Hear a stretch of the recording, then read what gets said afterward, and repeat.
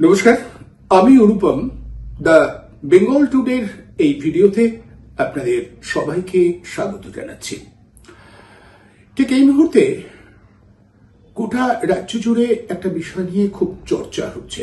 সকলেই বিষয়টা খুব মজাও পাচ্ছেন এবং আলোচনায় কোনো ইতি পড়ছে না, সর্বত্র চর্চিত হচ্ছে। সবার মুখে মুখে একই কথা, রাজ্যে যে রাজনৈতিক পালা বদল হয়েছে তার পরিপ্রেক্ষিতে অনেকেই পাল্টে যাচ্ছে, অনেকটা যেন ওই উল্টে দেখো পাল্টে গাছের মতো। এখন দেখুন, সেই হেমন্ত মুখোপাধ্যায়ের গানের কথাগুলো বাঙালি মাত্রই তো জানেন। দুরন্ত ঘূর্ণির এই লেগেছে পাক, ছন্দে ছন্দে কত রং বদলায়। তারই উপমা টেনে বিভিন্ন জন বলছে যে রাজ্যে রাজনৈতিক পালা বদল হতেই একেবারে রং পাল্টে ফেলছে এক একজন। না, সাংবাদিক মহলের রং কিভাবে পাল্টাচ্ছে সেটা নিয়ে আমি আলাদা করে আরো একদিন বলবো, কারণ এই বিষয়টা আমি অনেকটা ভালো জানি, তো ফলে আমি বিষয়টাকে আরো একটা দিন রাখবো, সেদিন গোটা বিষয়টার উপরে আলোচনা করব। আজ সেই সমস্ত মানুষজন যারা সেলিব্রিটি হিসেবে পরিচিত ছিলেন, যারা লেখক, শিল্পী, তাদের কথা একটু বলি। অনেকেই বলছেন পাল্টে যাচ্ছে সবাই। মাত্র একদিন আগেও যারা আমাদের সদ্য প্রাক্তন হয়ে যাওয়া মুখ্যমন্ত্রীর গুণগান করতেন, তারা চুপ হয়ে গেছেন, একটু একটু করে বার্তা দিতে শুরু করেছেন। ভাবুন, পরমব্রত চট্টোপাধ্যায়, কি অবাক কাণ্ড না?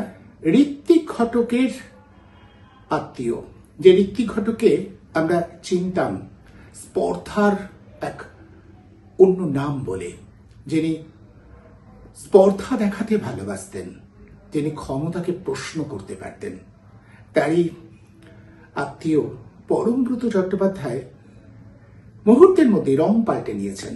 আমরা তো সবাই জানি তিনি ওই দেউচা পাচামিতে যেভাবে সরকার বলপূর্বক জমি অধিগ্রহণ করছিল বলে অভিযোগ উঠেছিল আগের সরকার, সেটাকে যুক্তিসিদ্ধ করবার জন্য একটা কমিটি তৈরি করা হয়েছিল। সেই কমিটির মাথায় চড়ে গেছিলেন এবং নির্বাচনের সময় তাকে দেখা গেছিল তৃণমূল কংগ্রেসের হয়ে প্রচার করতে।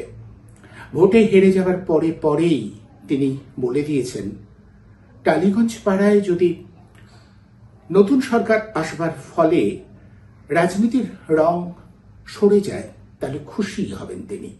বোঝাই যাচ্ছেন সুরটাকে পাল্টাচ্ছেন। আবার রাজ চক্রবর্তী তৃতীয় শ্রেণীর বা চতুর্থ শ্রেণীর ছবি করিয়ে আমরা তাকে চিনি। তিনি কি বলেছিলেন? তিনি বলেছিলেন আমরা মানে তৃণমূল কংগ্রেস না চাইলে নাকি বিজেপি 50টা আসনও পাবে না। তারপরে আমরা দেখেছি তিনি ভোট গণনা কেন্দ্রে ঢোকবার সময় একরকম কথা বলছেন, যখন বেরিয়ে আসছেন তখন রীতিমতো লাঞ্ছিত হচ্ছেন। তিনিও সুর পাল্টে ফেলেছেন। তিনি বলেছেন এবার আর রাজনীতি নয়, তিনি সিনেমা পরিচালনায় মন দেবেন। কি ধরনের পরিচালনা তিনি করেন সেই বিষয়টা বাদ দিয়েই বলছি, তার এই ভুল বদল আশ্চর্য। তিনিই তো একসময় বলেছিলেন মমতা বন্দ্যোপাধ্যায়ের সততা তাকে রাজনীতিতে আকৃষ্ট করেছে। মজার ব্যাপার কি জানেন? মমতা বন্দ্যোপাধ্যায়ের সততা তাকে রাজনীতিতে আকৃষ্ট করেছিল তখন যখন মমতা বন্দ্যোপাধ্যায় ক্ষমতায় এসে গেছেন, শাসক হয়েছেন। তার আগে সেই সিঙ্গুর নন্দীগ্রাম পর্বে এই রাজ চক্রবর্তীকে আমরা কিন্তু রাজনীতির ত্রিসীমানার মধ্যেও কখনো দেখিনি। এভাবেই সবাই পাল্টে যাচ্ছেন। মিমি চক্রবর্তী, ভেবে দেখুন, একবার সাংসদ হয়েছেন। তিনি বলছেন অভয়ার মায়ের জিতে যাওয়াটা নাকি তার জিতে যাওয়া। তিনি মনে প্রাণে নাকি চাইছিলেন যে অভয়ার মা অন্তত জিতুক। কি চমৎকার না? রং বদলানোর এই ধারাবাহিকতা চলছেই, সর্বত্রই সবাই রং পাল্টে ফেলছেন।